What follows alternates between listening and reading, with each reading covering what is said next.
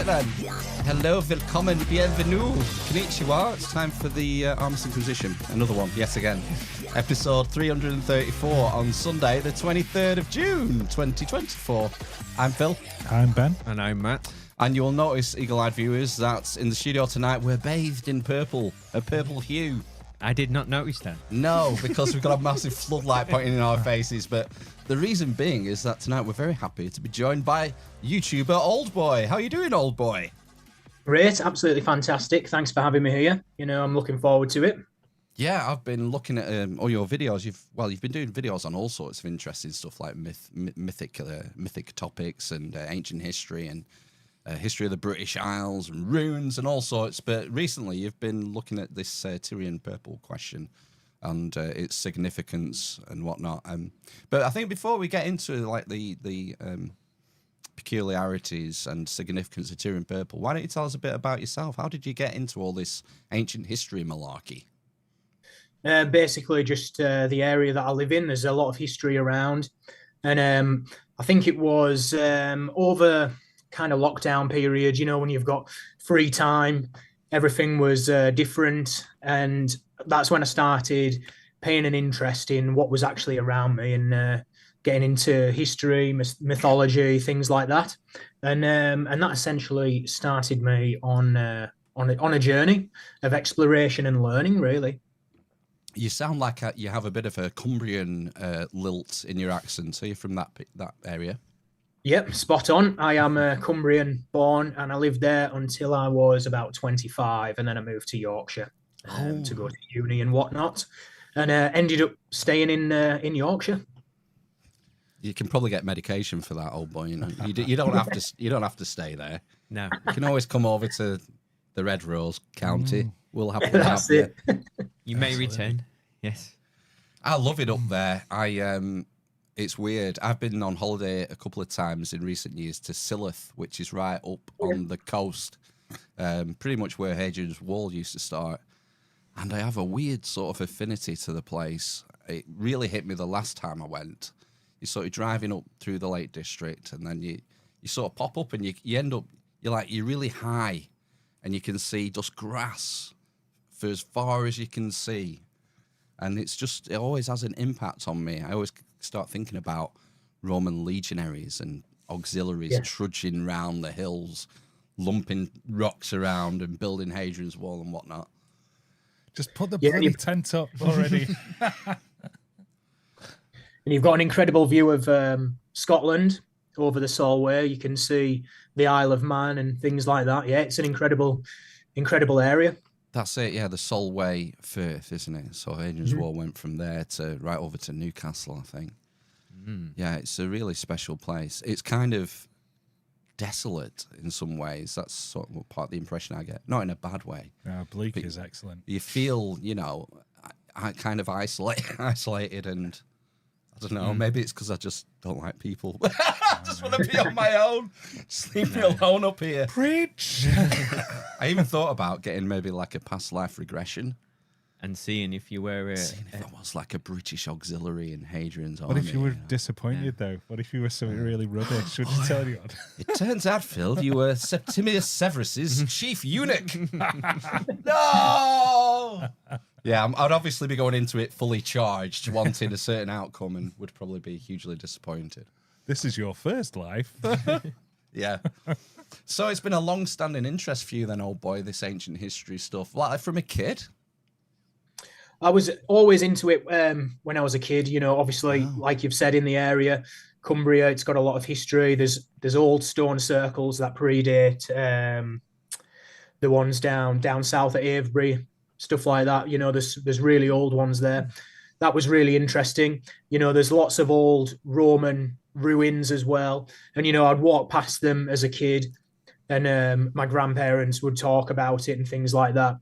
And it was always an interest of mine, but I never, you know, really got into studying it as such until lockdown period. Right. And then that's when I had more free time on my hands. I actually I had a martial arts gym, and that got closed down, so I couldn't work. And basically I just started studying. I started just trying to learn as much as possible. And honestly, I don't think my life hasn't been the same since, really. No, it's kind of a bit of a change going from having a martial arts gym to translating archaic Greek. Yeah, yeah, it's quite a U-turn, isn't it? Yeah. I don't know, should we get into that process now? Because I'd love to ask you about just the Greek, but maybe we should move on to the Tyrian Purple and sort of, because that's what we've promised people we'd talk about. So Tyrian Purple, first thing I think of is Tyre and the Phoenician Empire, and that's where the derivation of Tyrian Purple comes from. I mean, tell us where it comes from, how it's made, what's sort of the process. So essentially, it comes from a sea snail called the murex, and it was a very painstaking process to produce the purple. So they would basically collect loads of these snails, hundreds and hundreds and hundreds of them, and they would have to keep them alive until they were going to harvest a mucus gland. So they secrete mucus, and it's actually from this mucus that the dye is made. So the old accounts say that they would sometimes, the smaller ones, they would crush them entirely. Others say that they would extract, I think it's called a hyperbrachial gland, and they would then let this steep or ferment in a jar. They would wash off the impurities. They would add salt, and then the next process would be to grind them all up, and then they would let it heat up. They would heat it up, and the accounts say that that's when it starts to change color, when it comes into contact with this heat. And then obviously it has it alters with exposure to light as well. So there's different types of murexes. There seem to have been three different types that they would predominantly use. One of them would yield more of a red color. One of them would yield a more bluer color. And then one of them, it would be kind of in between, this purpley color. But they would double dye them. So they would dip them a few times. And that would also reinforce the color. And the interesting thing about it as well is it doesn't fade. It actually gets darker the older it gets as well. So it was very costly. It was a lengthy process to make, and certainly the Tyrians, the Phoenicians, they're the people who you'll hear being talked about the most. Obviously, they were traders, they were transporting this around, so they seem to be the distributors. However, archaeological evidence seems to indicate that it was used by the Minoans as early as 2000 BC.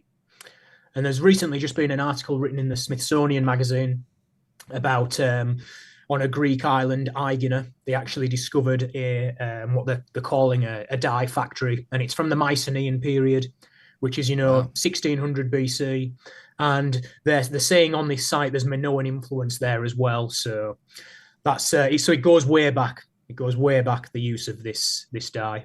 That's deep into the Bronze Age, that 1600 BC. So the Mycenaeans collapsed at the end of the Bronze Age, as we've learnt with Eric Klein all those years ago. Wow, that seems... What episode was that? Episode 101? 140 something, I think it was. Yeah, a long time ago. That was the end of the Mycenaeans, and that was sort of the Homeric period as well, that sort of era, because Homer's writing about the Trojan War. So we're going well beyond that. But you're saying 2000 BC, that would be Crete. Another sort of trading, Minoans, I think of traders as well, maritime culture as well. That's amazing. Yeah, you seem to have this theme of these, these cities all being built, coastal cities, and there was certainly a lot of trade, travel going on. So yeah, it seems to have been. I feel like the waterways are somewhat overlooked in history, but they're like the highways of today. Really, it's the ancient equivalent, I suppose. There's some great books talking about things like the Phoenicians making it to the British Isles and trading tin, because we're famous. Yep. Well, the British Isles was famous as a tin in Cornwall and whatnot, and Wales, I think. And so Yeah, that's right. there's pretty strong evidence that, again, going back to Eric Klein, he called it the Bronze Age G7, that there was this sort of trading network. And, lapis lazuli from Afghanistan, copper from Cyprus, tin from the UK, and all these different massive cultures like the Babylonians, Mycenaeans, they're all using the same stuff, the same materials to make different things. So, yeah, it's no surprise to me that you would find this stuff all over. What about the actual snails themselves, though? Are they only found in certain parts of the Mediterranean or in warmer parts or whatnot? Do you know? Yeah, so they're certainly in the Eastern Mediterranean, the Southern Mediterranean, but they're also they're all around the Mediterranean essentially, and there are different varieties as well. So even in the UK, you've got something called a dog whelk, and they're very similar, and they actually excrete a mucus as a defense purposes as well. But it's not the same. I've not seen anybody try and do anything with the mucus, but it's just to highlight that they're a related species. Right. So, that they seem to be very, very widely spread. But certainly these three different types that they were harvesting, they're in the Eastern Mediterranean, the Southern Mediterranean, and the Greek islands and whatnot. So they're certainly in that area for sure. And I guess this laborious production, process, that this is why it's known to cost so much. And if you read any Roman history, a lot of times they'll talk about the emperor donning the purple. That was the sign of the imperium and the sign of, no one else was allowed to wear purple, a full purple robe except the top man. So this is why, is it because it was just so labor intensive to make?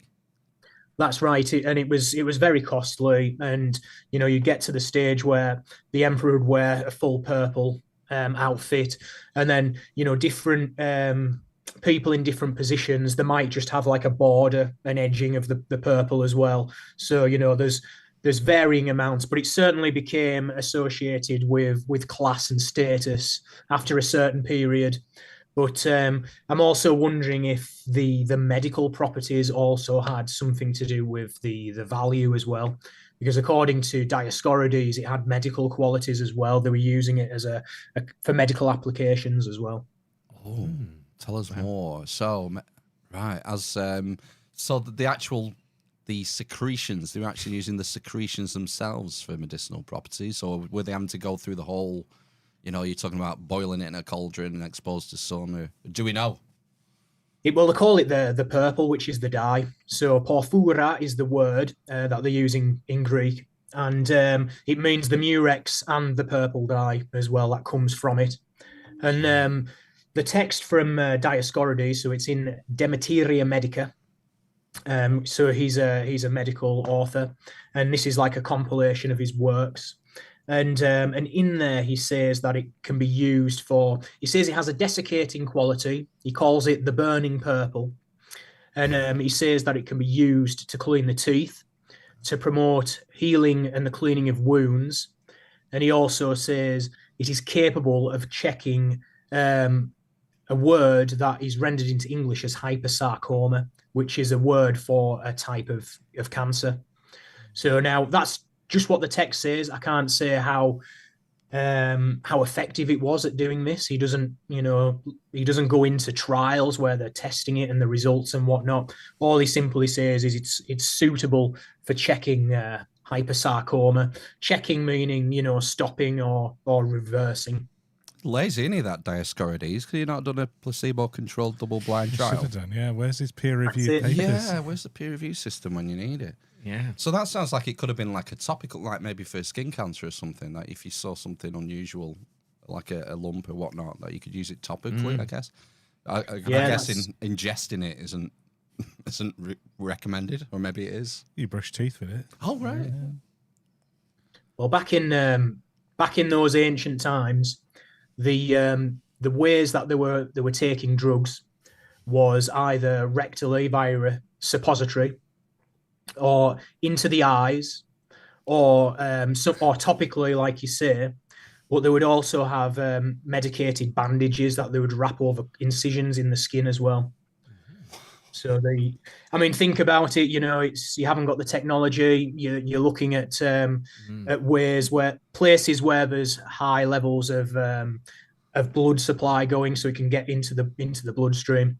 Right, and if you take Rectally. something rectally, you bypass the liver, don't you? Oh, the stomach. And then, a lot of shit. Everything. yeah. Yeah. Because it's hyper dangerous. There was a craze, wasn't there, a few years ago of youngsters, students, and whatnot ingesting alcohol that way, and it's highly dangerous. Do not do it. Yeah, straight to your bloodstream. It can really fuck you up. But they Yeah. didn't We're care. just happy drinking it. Yeah, they didn't care back in them days. I was Just take the purple. Yeah, well, I was interested in, like we said about them excising the actual gland itself. I suppose, is there anything you've seen along the lines of why or how they got to that particular part of the snail? I mean, it's on the bottom of the snail. So when you turn it over, there's obviously like the foot of the snail, and it's on the side, and they just cut it off. There's a guy actually in Tunisia, and he's making it today, and it's taken a lot of trial and error. He says, he's looked through these ancient texts, and he's done a bit of trial and error, and he's come up with a process of creating it, and he actually does it today. And there's a video online of him doing it. Then he'll cut the gland off, they sort of mash them up, steep it in water, and then he boils it up in a pan. And then what he's left with, he puts it on a piece of glass and leaves it to dry. And then he just uses a razor blade to scrape off the pigment. And then he uses it to dye fabric as well. And he just sells the pure pigment as well. We can get some for Phil, and he can finally don the purple for the podcast. I'm not worthy. I'm not worthy. Well, I was interested in the actual colour itself because I'm pretty sure, I might have even said this on this podcast before, that it took ages, like relatively recently, to find a synthetic purple dye, I believe. I think it was like a big thing in the Victorian age. And I seem to remember watching a programme, and eventually this guy found it by accident when he was trying to do something. So it's like one of these, I was just wondering, in terms of like the colour, how unique that would have been, for these people to be able to trade it, essentially. Well, essentially, in some of the texts, they'll actually refer to it as the true purple. So there certainly was they used a lot of plant medicine, herbs and roots, things like that. Animal products. They were utilizing everything that was in their environment, and it's quite incredible, really. But they certainly did have other things that would elicit a purple dye, but it would fade, whereas the true purple didn't fade, and it gets darker with time. So there's some texts do distinguish between them. This is the real deal. Yeah, I mean I just find that's a bit amazing, really. Well, it gets darker rather than gets bleached by the sun, which is weird. It speaks to why this particular thing was so heavily prized in the ancient world. You wonder how on earth someone stumbled upon it originally. Well, that's the thing, isn't it? Yeah. Going back to the source, the snail. Are they snails? Is that right? Yep. Sea snails. What does the stuff, the secretion? What does it have a biological function for the snail itself? It's a defense mechanism, apparently. So when they're stressed or in danger, they will eject this mucus as a defense. Almost like adrenochrome. Oh my god! Sorry, like a squid. Were you going to say? Yeah, kind of like how a squid will squirt out ink in defense. It's kind of like that kind of thing where it will release it in if it's stressed or if it's being attacked or something like that. You want to get onto that guy who's making it now. You don't need to bother crushing the snails up. Just show it, England's match the other night. That'll scare them, and they'll secrete it all for you. Yes, that was a life-endangering watch, wasn't it? That's interesting that it comes from a fear response. You wonder if there's some sort of hormonal thing going on, whether there's some sort of hormone in the excretion that gives it this unique... Because I mentioned the what's it word there that you're not supposed to say on YouTube, the A word. I wonder if it's an analog in some ways that this fear response imbues it with some sort of hormone chemistry, which gives it these unique properties? Unfortunately, I don't know. I'm not a qualified, I'm not into the medical side or anything like that, or the biology. Unfortunately, I can only say what the texts say. However, somebody did send me a research journal where they were researching the medical applications of it, and in the conclusion, they concluded that it had anti-inflammatory properties and that they were going to then pursue exploring it for anti-inflammatory and healing properties, which is quite interesting because that's what Dioscorides was saying about it, all those years ago. You would think that maybe Galen would have mentioned it if it was so well known, and he was such a prolific author, who, up until fairly recently, he was like the go-to man up until like Victorian times, I think. He was, yeah, for anatomy. Have you come across any mentions of it in Galen's stuff? Galen does write about the cult practices. I'm fairly certain off the top of my head that there is mentions of it in some of his works. I couldn't cite one off the top of my head right now, but he's certainly writing about some of the cult practices for sure. Yeah, he's using a lot of that kind of language and terminology. Cult practices. Sometimes, yeah, because they were using certain drugs in the drug rites as well. So there's basically there's a guy called Otto Kern who realized when he's looking through a lot of these texts that there's something that he coined the Orphic Vox, and it's a specific type of language that's being used, and you can trace that through the mysteries, and then being adopted. Certain elements of it seem to have been adopted by early Christianity as well. So there's definitely shared language in there for sure. So when you say the mysteries, would that be sort of the oracle at Delphi or the Eleusinian mysteries or other mystery schools operating? Like the oracular mysteries. So yeah, certainly the oracle at Delphi would fall under that. They were basically entering into a state of frenzy and mania, which then culminated in providing an oracle, and they saw that as being possessed by the god, or entheos, which means to be full of the god or being full of the god, and that would then lead to the oracle being given. Entheos. Yes, and that's where the term entheogen comes from, as coined by Karl Ruck. Right. So it's funny, on the little intro video, the countdown, I threw up, there was a picture of the Pythia from from Delphi. And she was I think there was three of them, generally, three priestesses. Were they priestesses of Apollo? Yes, typically that's there would be the oracle of Apollo. When you look at people like Calchas in the Iliad, it says his prophetic powers are bestowed upon him by Phoebus Apollo. So yeah, it's predominantly sun worship for sure. Yeah. And so some of the ancient sources, I think it was Galen we mentioned, they discuss in relation to the Tyrian Purple. They relate that to the oracular traditions from the Hellenic world.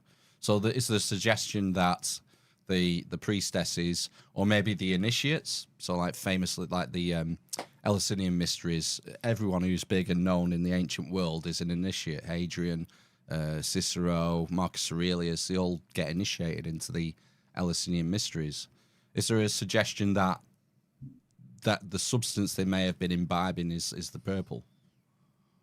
Well, when you look at the texts, the purple is often mentioned. So, for example, the earliest, it's not the earliest, but it mentions Medea, who was, she was way back. She's described as being the queen of Babylon in some texts as well. So when you're looking at that, you're going back to, to the Bronze Age period for sure. And in one of the texts, which is, let me just find it. So it's in the Argonautica by Apollonius Rhodius. So when she's actually creating what she calls the Promethean drug, which the text says, if a man was to take this drug and apply it to his body, he would be unflinching in the face of fire, and bronze weapons wouldn't have effect on him. And she makes this Promethean drug in the purple shell. It's called the cochlos. And if you look at what that term means, it's another word for the purple. And I mean, you can even see that in Calchas from the Iliad as well, because his name seems to come from Calche, which is another word for the purple as well. So, once you start looking into it, connected with all these people who are involved in the oracular mysteries, they've all got connections to this purple. Some of them even, taking the name after the purple.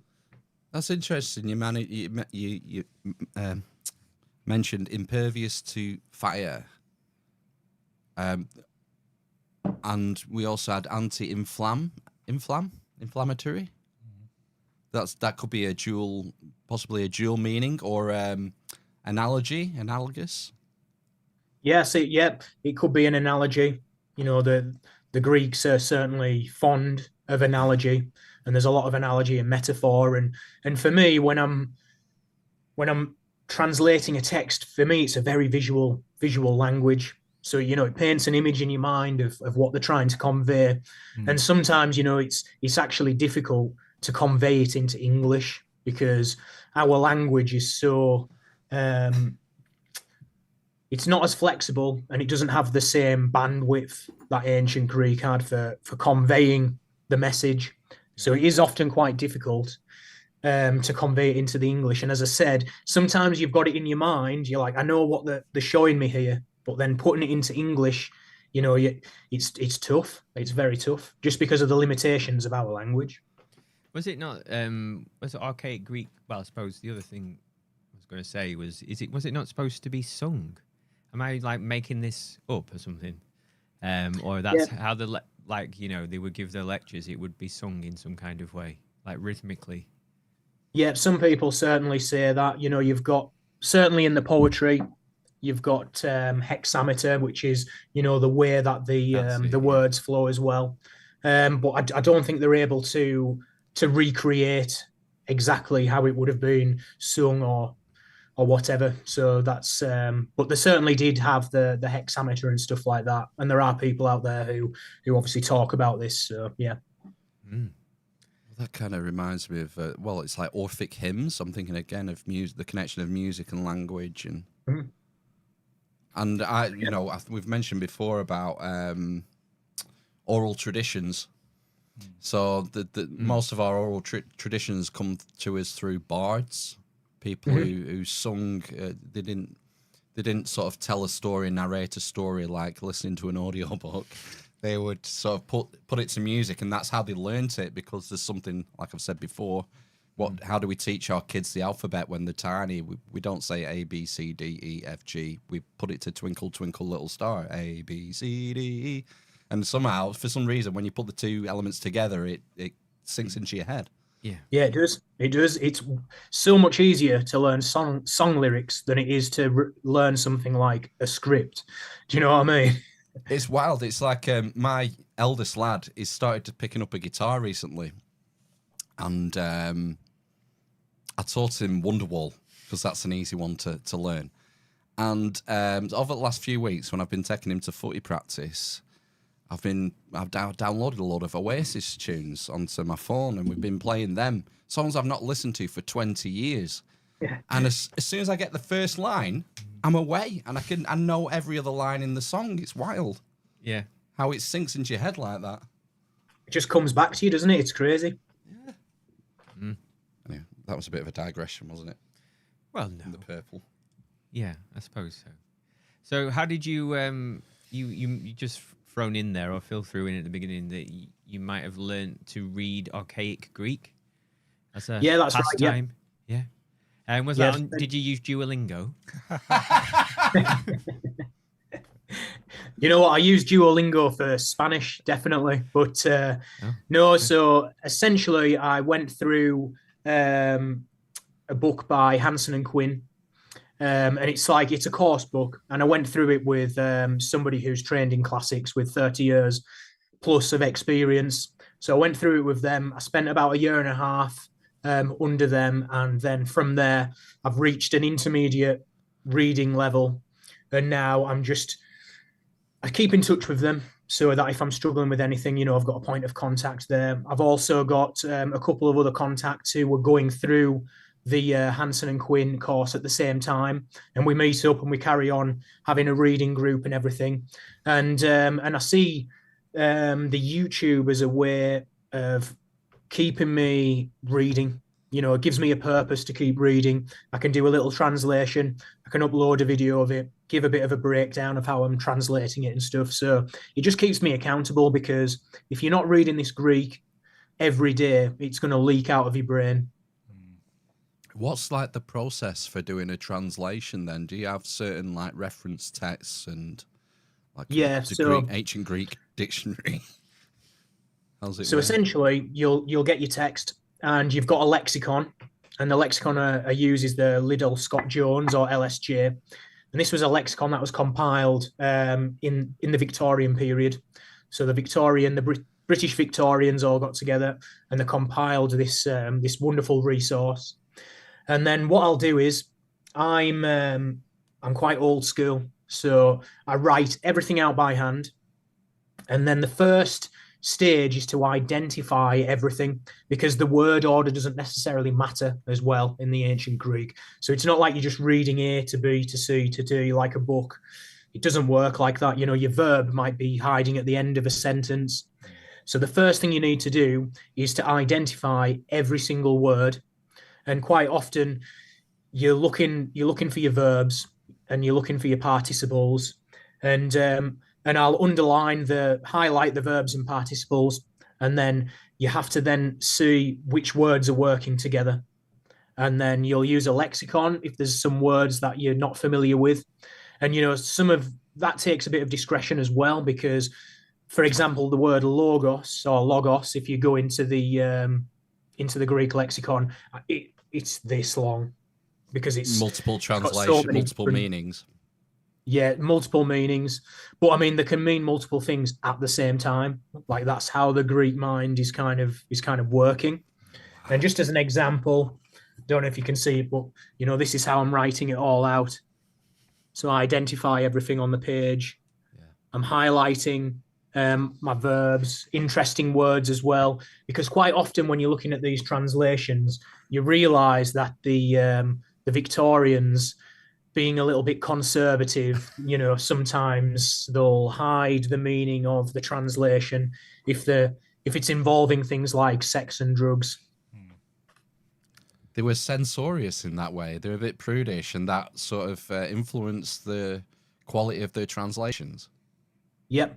Wow. So a prime example is I'm just translating a piece by Irenaeus, and he's writing about an early Christian sect called the Marcosians. Wow. And the translation, it says this Marcus Magus, it says that he goads on the women, and then it says in brackets, to madness. And when you see something like that, you know that somebody's trying to pull the wool over your eyes slightly. You know, why the brackets? Why goading them on to madness? And I know from reading a lot of these texts that madness and prophecy are basically connected. And if you look in Plato's Phaedrus, he says that manica and mantica, which is manica, manic, mania, and mantica, which is prophecy, he says they used to be the same word, and that the tau was inserted later. And, you know, that's classic of these, you know, the Bacchantes. You know, they would enter into these ecstatic, frenzied states using drugs, essentially. And then that's what would get them into this Bacchic worship and giving the prophecy and oracles. So lo and behold, when I look into the Greek text, the word that's being used to describe goading the women on to madness, it comes from the word oisterous. And oisterous is it's an amorous frenzy, a sexual frenzy, and you'll see the term being used to describe the Maenads or the Bacchantes. So that's being applied to an early Christian group, really. Oh, I mean, there's a lot more in there as well. That's so interesting. That helps you paint a picture. when you think about early Christian sects having this hangover, carrying through sort of Dionysian or Bacchanalian influences. Epicurean sort of hedonism. Yeah. Through into the religious rites, and Bishop Irenaeus, who's famous for putting down the Arian heresy. It's a guy behind the Council of Nicaea, I think. Yeah. Who was around that time, Constantine, 4th century. Let's get rid of this nonsense. Yeah, it's like, oh no, we can't have this. It was this interesting period where the early church started to solidify its dogma, and therefore rejected things that were outside of that dogma. This is where we get all these apocryphal texts from, these texts that didn't make the cut for the New Testament and whatnot. Oh, the Gnostic Gospels. The Gnostics, yeah, the Gnostic Gospels. There's loads of them. Yeah. Fascinating. Do you ever read the ancient Greek Gnostic? Because a lot of these were written in Greek, weren't they? Do you ever read sort of ancient Greek Gnostic Gospels? No, I haven't yet, to be honest. I've literally been following the thread of this purple. I'm a spotlight. I'm on the spectrum, and I'm like a spotlight. So basically, I will home in on something, and it will get 100% of my attention. And I've literally been following this thread, and it's the first time where I've felt confident about my Greek to be able to put it out there. So the last few videos I've done, specifically focusing on this purple trail, is really my first foray into putting my own translations out there. So, but there's a lot on the list. But there's not enough hours in the day to get through everything I need to read at the moment. So this is it. I'm sure you can relate. Time is short. It's funny how you mentioned the purple thread there, because this is something I was reading the Protevangelium of James recently, as you do. And it's the title is misleading because it's all about Mary. It's all about virgin births, the immaculate conception, and the whole story is about her being asked by the high priest of the Jewish temple to take part in weaving what do they call it? It's not the shroud. I think it might be the shroud or something for the temple, and each of the sort of divine virgins, is 8 of them, is given a different colours to weave, and Mary, Jesus' mother, is given scarlet and purple. I think she's weaving the purple thread. Yeah, the true purple and the scarlet. Yeah, and that's exactly the same way that in Revelation that the scarlet woman riding the beast is described as being shrouded in purple and scarlet as well. Oh wow! She's very reminiscent of Medea.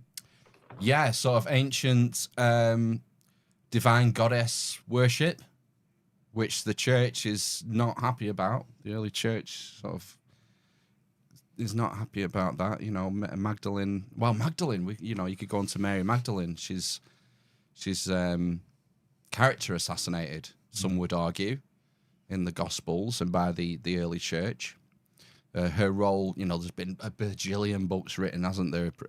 Speculating about what the real role of the Magdalene was, whether she was a lover or a high priestess or an initiate in some ways. It's got to be more than just showing up at the end. Otherwise, why bother mentioning her at all? You just cut her completely.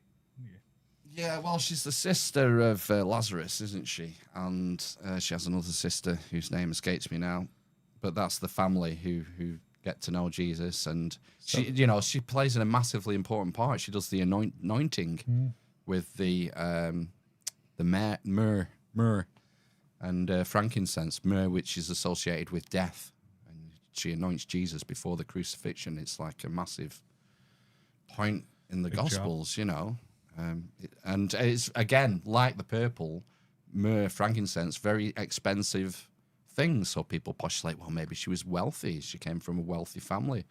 I don't know. I wasn't there, but it's fun to speculate on all these things, isn't it? Yeah, it is. And I think, going back to your point earlier about, them not being a lot written about these feminine characters, obviously that seems to have been at the hands of the church as well, wanting to get rid of this, feminine image of priestesses, the goddesses, all of that is taken out, really. So it was the norm. It was the norm. I was reading that book Babylon by Paul Krychek, I think it is, a while back, and he was talking about the sort of religious practices back in this period, in the Bronze Age, in Sumer and Babylon, and in the Assyrian Empire.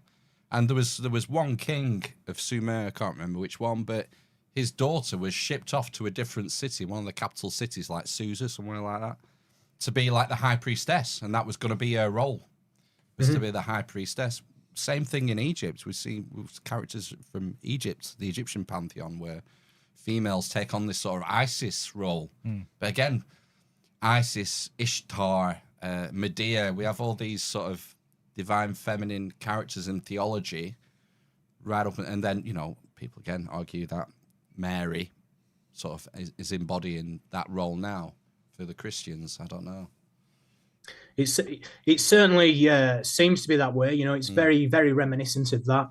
It obviously, when they're writing when these books are being written, they're certainly drawing from various different influences, you know, to compile this narrative. You know, there's a few scholars out there who write about this, write about how they feel like it only crops up in a certain time period. So because the way to verify the work, because what you realize is a lot of these the biblical scholars, they're only trained in biblical Greek, and they're existing in this little bubble where they're only looking at, you know, certain texts, Christian texts. They're only taught a certain vocabulary, and they're not looking at other texts outside of that bubble. Okay. Whereas you've got people who are like classical philologists who just, you know, they just read ancient Greek, they learn it the correct way. And, you know, it's like a science learning this language. You know, there's a certain way that it works. And what a classical philologist can do is they should be able to look at a text, have a look what language is being used, have a look what else is being referenced, and they should be able to put a time scale on when they believe it was written. And there's these people who are trained classically in the Greek, and they're looking at these texts and they're saying, well, you know, they don't seem as old as what they purport to be. And when they look outside of the biblical sphere, when other people start writing about these biblical texts and referencing them, and it doesn't happen till a later period. And then you can look at, you know, the creation story, for example, seems to borrow from the Hellenic works as well. And, you know, you can see that they're drawing from these various different cultures. And certainly when I'm looking at these texts as well, you can see that the language that is being used in the Greek sphere, you know, they seem to be drawing on that heavily as well. And when you look at the religious practices and certain motifs, you can see that they're definitely drawing from that. Yeah, syncretism is often how it's described, how there's sort of theological osmosis between different cultures, and different motifs sort of get borrowed or transposed or translated into neighbouring or other things. As far as like holy books in ancient Greek, I mean, would the earliest not be the Septuagint, the Greek translation of the Bible? No, I believe that was there's people out there that believe it was written around about, you know, the 3rd century BC, you know, in this kind of Ptolemaic era in Alexandria, where they've all got access to these libraries and compiling these sources. Obviously, there's people out there who date it earlier than that. I'm probably, you know, I'm not versed in Hebrew. I've not looked into the people who talk about the dating of this text.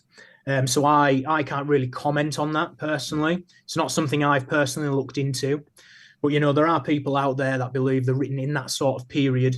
And the reason why they're saying that is because, you know, in Alexandria, where you've got a compilation of all these different works, you know, there's people out there who say they can see influence from Plato, from Hesiod's Theogony, you know, the creation myth, and stuff from other places as well, like Babylonian things like that as well. But it seems to be predominantly the Greek stuff, because you got to think that language that was very widespread at the time.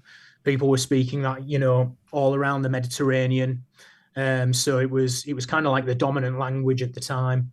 Yeah, the lingua franca, it took over the ancient Greek because it had such a wide vocabulary, but presumably, and Yeah, so it was it's adopted. got a lot of words, unique words, and it also gives you the ability to create words as well. It's very flexible.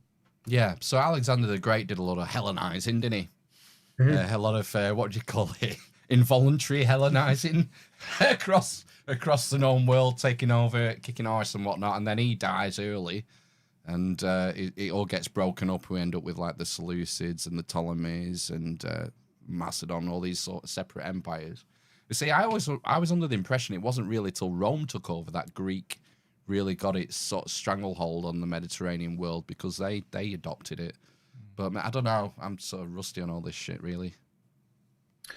So I mean, you can trace the Greek back to the Linear B, the Mycenaean period, and it was certainly widespread, and even in the Roman period, the Roman elites were still using Greek and writing in Greek because it just has that flexibility, and you can convey a lot using the language because it's a very flexible language. Well, I think the language of diplomacy and trade going back that far to the Bronze Age would have been Akkadian and Sumerian and cuneiform. I'm pretty sure it's all clay tablets, and those were the scripts of choice. Probably up until Alexander. Oh no, it'll be after that. Before that. Yeah, I'm trying to think. I mean, what's like the oldest existing Greek text that we know of? Yeah, it'll be the Linear B, the Mycenaean Greek. But what's actually is there like any examples of it? Is it like diplomacy, or is there like stories, or what? So the fragments, and they're also inscribed with a stylus, and it looks very, very different from later Greek. It's the more symbols. It's like a symbolic language rather than your traditional what we look at today. And because even though when you look at Greek, you can still there's still some connection in your mind to the letters we use today. Do you know what I mean? Some of them still resemble the letters we use today, whereas these are completely different. And they've got goddess and god names in there, like Dionysus, but they're all like syllables. So Dionysus is Diwonuso, and that's how it is. It's like Diwonuso. When you look at it, it's kind of like it's what's the word? It's syllabic almost. Syllabic, right? Yeah, but not like full on hieroglyphic style. Not that symbolic. So it's not like hieroglyphics where there's images of birds and stuff. They're kind of symbols, but they're not like the traditional letters, if you know what I mean. That's weird, because that's how cuneiform started as well, as symbols, and then gradually evolving into like more pictographic, not symbols, more like pictograms, which eventually evolved to be more simpler.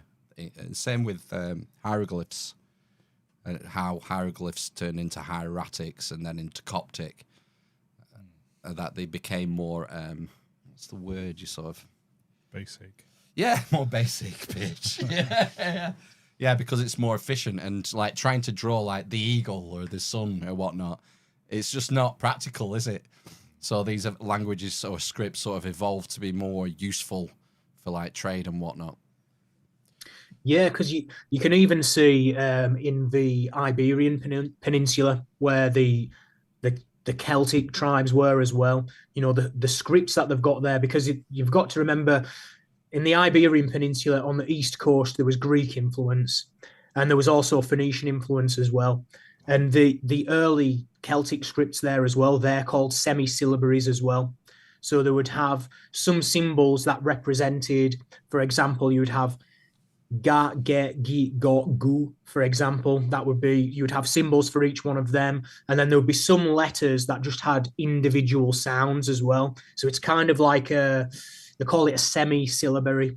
So, And that's really interesting for me as well, that these archaic sort of languages seem to, have this kind of style to them. Is there a definite sort of chain between the Mycenaean Linear B and archaic Greek? Is that like for definite? So that because when they found it, they didn't know which language it was, but I believe the experts have managed to finally, well, when they discovered it, they knew that it was representative of the Greek language, which is why you have god names like Dionysus, Athena, which is Athena. So they knew that it was using this type of Greek. It's weird form of Greek. Because like the Mycenaeans, like we said, they sort of disappear at the end of the Bronze Age, and then we have this Greek Dark Age period, and it's not for a few centuries before, is it about 700 BC, unless you're a David Rohl fan, where the ancient Greeks sort of pop up again out of nowhere. And if they popped up out of nowhere with a more developed script, but that still has a lineage to the Linear B, that's wild, isn't it? If it's true, maybe I'm just making sure. Yeah, I mean, you can trace. What's fascinating is you can trace the roots of the language as well as it because everybody was moving around them. People were coming into contact with other groups. Then sometimes they would form a new group of people. You can certainly see that in the Iberian Peninsula. Oh, Celtiberians. Yeah, exactly. Yeah. It's like, they joined forces and became a whole new sort of hybridized society, culture, where they've got elements of both cultures fusing together. And, you can trace how the language moves.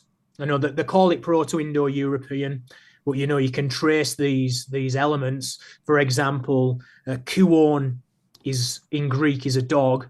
And in Irish, ku is dog, in Old Irish, and then in Welsh, that's key as well. So, you can see how these really old words, the roots seem to travel as different groups of people migrated.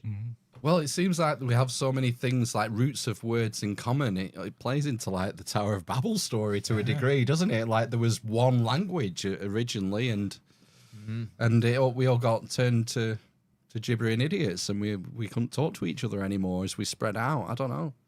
Yeah, I don't know. I don't know. It's wild.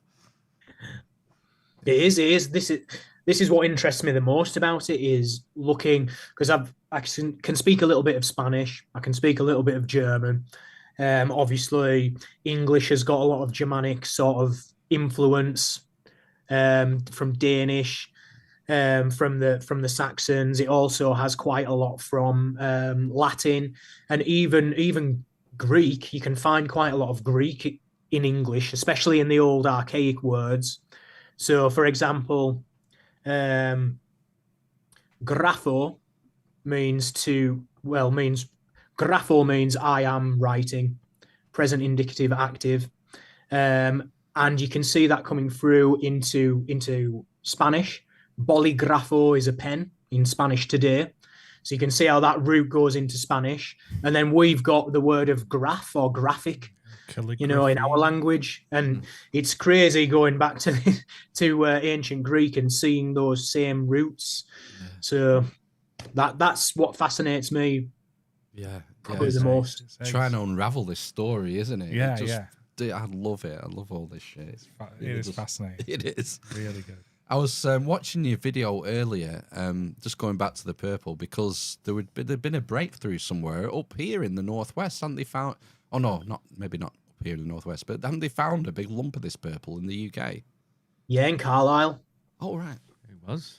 Yeah, Carlisle. So in Cumbria, and so Carlisle, it was a Celtic inhabited place to start with. That's the group that was there were called the Carweti. And that means people of the deer. That's what they think it means.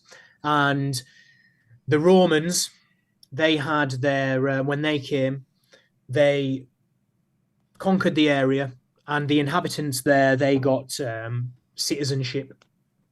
And because it was right in the northern frontier, it then became kind of like, because it was very close to Hadrian's Wall, and it became kind of like a military supply area as well. And it seemed to be, this place at the frontier where they have an influx of troops. They've got quick access to Hadrian's Wall and everything.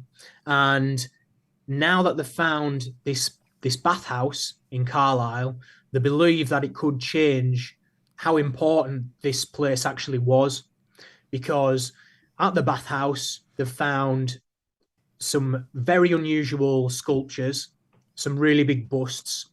They've also found imperial tiles stamped with the imperial IMP, Imperator, stamped with that. They found an inscription to Julia Domna. They found a lot of intaglios, a lot of coins, a lot of beads. And then they've discovered that it was a bathhouse. Now, this bathhouse, some of the walls are over 1 meter thick. The heated rooms with underfloor heating. And then when they found the purple there, they thought, this could potentially now have connections to Emperor Septimius Severus's royal court. And there is a written account which actually places him in Carlisle in the right period as well. So they're really excited that this could be connected to the royal court of Emperor Septimius Severus. And actually, when I went to visit the site just a couple of weeks ago, I had an interview with the man who was running the dig, and he told me they'd actually found more of the purple as well. So that was really exciting. And they've also found some dismembered bodies, which is unusual, thrown into the backfill. So they're trying to find out what's happened there as well. And they've also uncovered the corner of another building. So they've closed down for this season of digging, and they'll be back in September, October. And I'm really excited to see what else they find on this site. Yeah. It's like the Roman Goodfellas. They've like thrown a dismembered body underneath the foundations. Yeah. Yeah. No one's going to find this for 2,000 years. No. That's wild. So it's fairly well established that Septimius was up here. Well, there's the old story of the what happened to my camera? I just banged the desk. Oh, didn't I? no. Banged the desk. Oh, it's come back. Rage. Oh, it's come back. Oh my gosh, don't touch anything. Because we talked about Hadrian Wall, there's mention in the sources of the Severan Wall, and it's highly disputed over where it is. So there's Hadrian's Wall, which everyone knows about. There's the Antonine Wall, which is north of Hadrian's Wall, built by Antoninus Pius, I think. And there's reference to this Severan Wall, and no one knows where it is. But I read a wild book a while ago, which suggested that the Severan Wall might have gone from Chester to Bristol, sort of the forerunner to Offa's Dyke. Offa's Dyke, yeah. Yeah. All right. Very interesting, yeah. It's wild. It's pretty wild. Maybe it stuff, went but- from Carlisle to Bristol. Yeah. So, yeah, he's quite a sort of... he's an important figure, Septimius Severus, because he comes after the carnage in the 3rd century, doesn't he? After Commodus. And I can't remember who killed. Russell Crowe. After Russell Crowe. But yeah, I should look up on the wall, Septimius. Third row. Maximinus, is it, who killed Commodus? Can't remember. Yeah, third row down, isn't he? Yeah, second in from the left. He starts his own dynasty, doesn't he? Because we've got Caracalla and... We've got a big poster on the ceiling of all the Roman emperors. Yeah. Sorry, that's what we're looking at the moment. Macrinus, Elagabalus. Yeah, so he's 199 to 211, Septimius Severus. There we go. Yes, it's Pertinax that kills Commodus. To 193 to 211. Yeah, he's a very important figure, sort of a stabilising figure. And interesting that it would be in the UK because... Yeah, why would it be in the UK? What would be so important about Northern England to Septimius Severus, I wonder? The Beatles? Yeah, no, I'm not entirely certain. I do know that they said that the royal court was based in York, and there's mention that he comes up to the wall during this time, and it's interesting that they've found all this other stuff which indicates that this was there for him in that period of time. So I'm just super excited to see what else comes out of this dig, to be honest, because it could completely change the perception of how important this place was. Yeah, you mentioned the bust. What are the big busts that you mentioned before?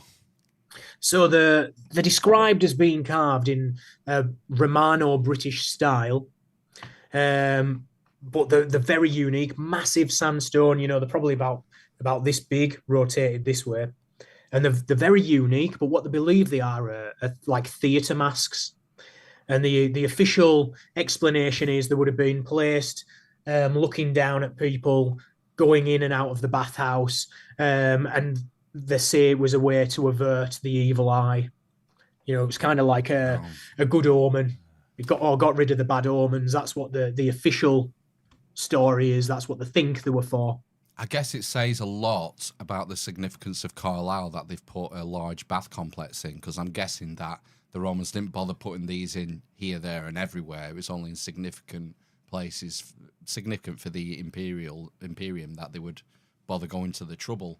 It's like, we're here to stay, and bathhouses are the one of the higher classes, the senatorial class. I know everyone went, but it's interesting that they would come all the way up here to the far north of England and lay out all this money and all this effort on a bathhouse. Is there any sort of idea of the scale of the bathhouse compared to others that have been found? In terms of the scale, I couldn't give you a size in terms of a meterage, but the walls are over a meter thick, and they believe that indicates that it was multiple stories. In the walls inside were all frescoes, painted plaster. When I was there was a lot of painted plaster work being unearthed. The heated floors as well, and the quality of the jewelry, the intaglios and stuff that was found. What they're saying is it's suggestive that there was a lot of money being spent in this area. So again, very, very curious as to why. Wild, isn't it? Because it's just meant to be a sort of backwater, quiet little place, just at the frontier, on the edges of the Roman frontier, really. So yeah, it's certainly making people have a bit of a rethink. When was it discovered? Do you know, this bathhouse? It could have been fairly recently. I'm going to say it wasn't crazy long ago, 2020 maybe, just off the top of my head without having a look. And it was underneath a tennis court, underneath a tennis court. But they had a good idea that there was something there already due to old records. And, when they've looked at these antiquarian journals, before they built this tennis court, I think there was an inkling that there was something there already, because it is very close to Carlisle Castle. It's just on the other side of the river from Carlisle Castle, which there was a wooden Roman fort built on the site of where the castle is now. But there's always a strong indication that these sites there could have been potentially Celtic sites before the Romans came, because a lot of them, they were already in strategic places, and a lot of them have been built on top of. So I actually found, when I was looking at Clifford's Tower in York, when they went to underpin the foundations of Clifford's Tower in the late 1800s, they actually found a Bronze Age burial underneath it as well. And I mean, they already knew that it was used as a Roman graveyard later. And then the Saxons used it, and then the Normans used it. But it was just interesting that when they went to dig up these foundations, that they found a Bronze Age burial as well. Yeah, just following the ley lines. That's where it's got to go. That's it. That's where it's got to go. I can't believe I've just looked at the time and we've gone well over an hour already. Yes. Oh, But so quick. I know. We should do this again, old boy, sometime. Yeah. Definitely. Point everyone to your channel before we wrap this up, and tell us what you're doing on YouTube. Okay, so basically, I do a mixture of things. So anything that's pertinent, historical finds, things like that, then I'll make videos on those. I make translation videos. I've even done a few site visits as well. Like when I went on site to Carlisle where they found the purple dye and everything. So yeah, that's mainly what I'm into. I make historical documentaries as well. You know, I've done some looking at Celtic history, Celtic language, also the Etruscans and the Norse pantheon as well. So yeah, I've got a mix of stuff on there, and yeah, it's literally just Old Boy as you see it on the screen, and that's my channel. Old Boy, are there any Tyrian Purple tattoo ink design tattoos on the horizon for you? Just thinking that might No, be I don't think I could afford it. I Right. don't think I could afford it. A purple tattoo with the real stuff, you know. Yeah, It'll wouldn't break- it? Next time you go to Carlisle, just, you know, chip a bit off. yeah, chip a bit off and keep it for your tat. Well, Fantastic. on that note, I think we should wrap this up. This has been fantastic, Old Boy. It's been great to connect with you. And I'm really fascinated by this stuff, Yeah, man. really It's good. great. Really good. Love it. And check out the channel. It's fantastic. Really. Just want to say thanks for asking me. Thanks for having me here. You know, it's always great to have a conversation with like-minded people. So thank you very much. You're welcome. Very Absolutely, Yeah. anytime. And I'm sure we'll meet up again in the future and talk about something completely different. welcome. Definitely. Yes. But in Sounds good. the meantime, check out Old Boy's channel. Right. Oh boy, this has been fab. I'll drop me an email tomorrow with sounds links and stuff. It's been great. Have a good weekend, what's left of it. And you lot watching on YouTube, we'll be back in 10, 15 minutes. Do some news. Yeah, man. Brilliant. All right. Okay. Cheers. Yeah. Take care. Nice Bye-bye one. then. Have a good one. Ta-ra! Bye.